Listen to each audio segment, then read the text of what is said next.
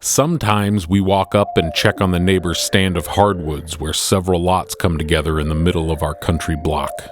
There are quite a few black cherry trees in there. The neighbors drive deer down the hill in the fall and lob 12-gauge slugs into the draw, but the deer don't taste very good because all they eat's landscaping, red brush, and beech nuts. My poison lately is to mourn my dog's death before he's gone, to anticipate and inhabit that grief before I should. This feels dysfunctional. Maybe I've avoided fully processing the grief I've experienced in my life. Maybe I failed to realize that not grieving when I should has consequences. You can't put 10 pounds of shit in a 5-pound bag. So sometimes you have to go ice fishing. I try to avoid it. I'm averaging about one ice fishing trip every 2 years.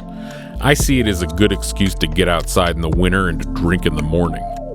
I prefer fishing from a boat on the soft water, moving along the surface through the mostly frictionless air, a full awareness of my surroundings. It's pretty easy. What lurks in the dark, thick water underneath is unknown, mysterious, and that's one of the reasons I think fishing is so appealing. But from the boat, it's straightforward to find out what's down there. Just look over the side. Cast a big bait 50 yards out, bring it back slowly. Maybe run planer boards and troll for miles. Sure, it takes effort, but you can usually figure it out. Ice fishing presents a more severe dichotomy. Not only is there the juxtaposition of the accessible, frictionless air and the mysterious lurk of the dark, thick water, but the water is also literally locked away beneath hard ice. We can only drag sleds of equipment over the sterile, windswept vastness of the metaphysically abyssal plain, eyeing the shoreline topography for hints of what's underfoot.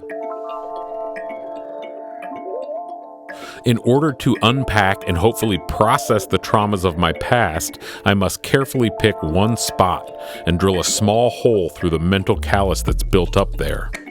Then, once I've agreed to drill that hole in that spot, all I can know is how deep it is right there in that spot. I can drop a hook and some bait down this one hole and maybe there's a fish there, but probably not. Rarely will I hook a big pike in this hole, and that particular tip-up doesn't have a bite leader on it, and I break it off after a few seconds and it leaves me with that empty, sinking feeling of shame, and it's the only fish I touch all day. Maybe the morning drinking is how I cope. Maybe I need to go ice fishing more so that I can just love my dog now.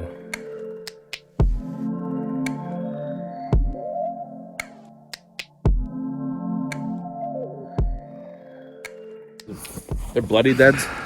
Like they died fresh Bloody deads? over the past couple days Uh-huh. in my garage tank.